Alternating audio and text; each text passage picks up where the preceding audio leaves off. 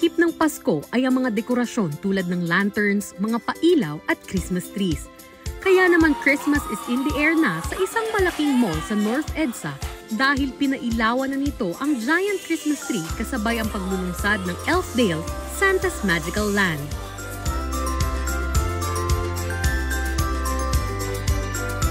There's going to be a lot of interactive things here. As you can see, there are a lot of photo opportunities here at the tree.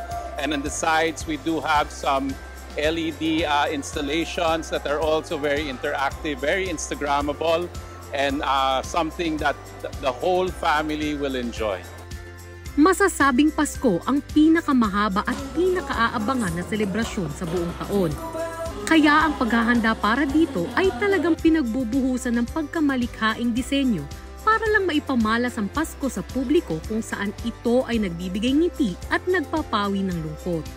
We start planning as early as March so that we will be able to prepare and basically make everybody a very enjoyable, a very magical Christmas season. And you know, the Philippines has one of the longest, if not the longest, Christmas season starting actually in September.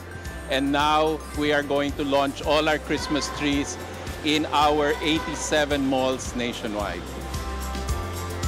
Tila nakakapagod man ang araw dahil sa pagtatrabaho at kabila ang traffic jam, tunay pa rin na nagbibigay ng kaginhawaan at ngiti ang makakita ng makukulay na disenyo.